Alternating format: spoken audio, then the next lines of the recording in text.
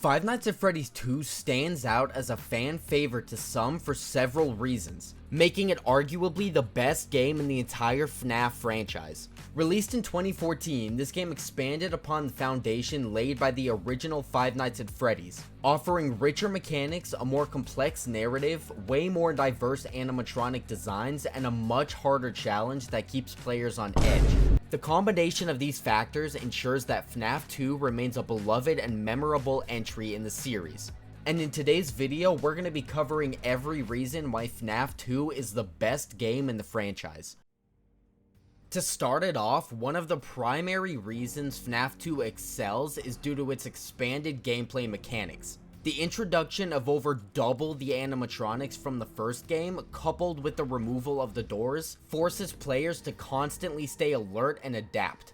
Instead of doors, players had a mask and a flashlight to ward off the animatronics. This significant change in gameplay forces a new level of strategic thinking, as each animatronic has different behaviors that require unique responses. The addition of the music box mechanic to keep the puppet at bay also introduces an added layer of tension, ensuring that players cannot simply rely on a single strategy to survive each night. Until all the nerds figured out camera stalling and all that bullshit. With the removal of doors, players have fewer defenses and must rely on quick reflexes, observations, and careful timing. The very fast-paced gameplay of the game ensures that players are always in a state of anxiety, trying to keep track of over 10 animatronics at once and managing their resources simultaneously. This increased difficulty level makes the game particularly rewarding for those seeking a challenge, especially on 1020 mode. Moving on to the lore perspective, FNAF 2 enriches the Five Nights at Freddy's universe, deepening the backstory while introducing new characters and mysteries. The prequel status of the game allows it to provide context for the events of the first Five Nights at Freddy's, hinting at the origins of the animatronics and the infamous Bite of 87. Not directly, but you know what I mean. The game's minigames add a cryptic but also fascinating layer to the lore, teasing players with unsettling scenes that further blur the line between the haunted animatronics and the tragic events of Freddy Fazbear's Pizza. This dense, enigmatic storytelling kept fans speculating and engaged long after completing the game, making FNAF 2 a huge part of the series' narrative structure. I'd also like to give a specific example for this reasoning. There's two characters that stand out a lot more than others as being the two best in the series, and those characters are Purple Guy, also known as Afton, and the Puppet. The puppet's origin and motivation, along with Purple Guy's, are explored across almost every game, creating a fascinating dynamic that deepens the story as we know it. In the Take Cake minigame, we witnessed the chilling moment when the puppet was killed. The child was outside alone when Afton arrived, killing the child, and then drove away, ending the game with a puppet jump scare. This obviously reveals that the mysterious Purple Guy, whose identity was unknown at the time, killed the child, and the child's spirit went on to possess the puppet. Adding on to that is in the Give Gifts minigame, we actually do get to see that the puppet got a chance to save the 4 dead kids and give them life through the suits. On to the next reason. The designs of the animatronics in FNAF 2 are another reason it stands out. The game introduces 3 different sets of animatronics. The toy animatronics, which appear newer and friendlier, the withered animatronics, which appear as damaged versions of the originals, and then the Puppet, Shadow Freddy, and Shadow Bonnie. The toy animatronics, like Toy Freddy and Toy Chica, offer a false sense of security with their bright colors and appearances, only to turn terrifying when they approach the player. The withered animatronics, on the other hand, represent a nightmarish twist, with their broken, decayed appearances emphasizing the haunted and horrifying nature of Freddy Fazbear's Pizza. This duality in animatronic designs give the game a much more terrifying aesthetic compared to the first. Now, although FNAF 4 may have done better in this area, another aspect that elevates FNAF 2 is its atmosphere and sound design. The game effectively utilizes silence, jump scares, and subtle audio cues to create an oppressive atmosphere.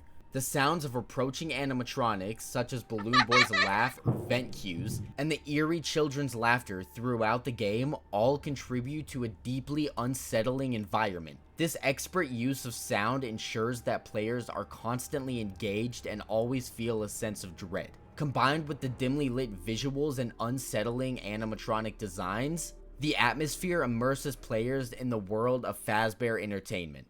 Now, this game also has quite a bit of secrets. Starting off with Shadow Freddy. He will randomly appear in the parts and service room and kinda just, chill there, I guess.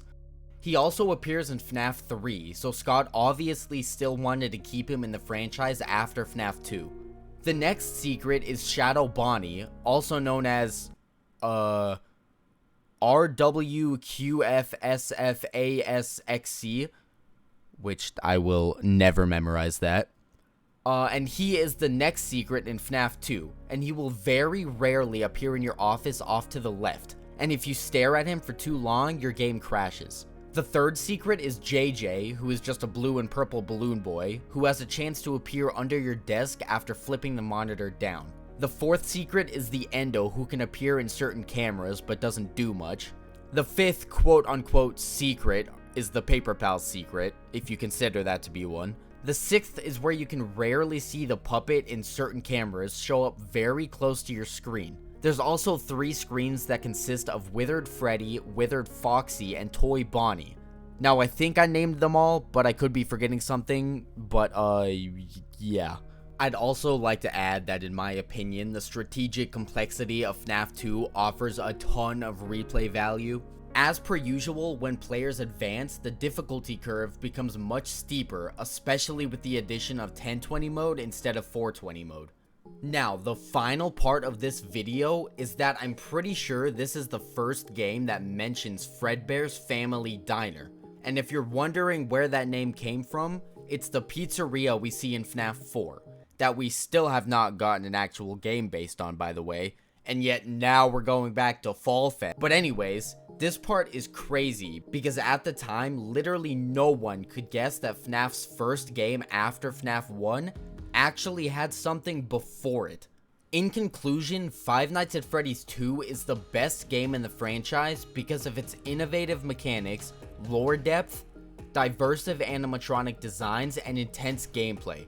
Its ability to evolve the first game's formula while maintaining the franchise's core horror elements is a testament to its design and enduring appeal. From the variety of animatronics to the challenging gameplay and immersive atmosphere, FNAF 2 strikes a perfect balance, making it a standout title, not just in the series, but in the entire horror game genre.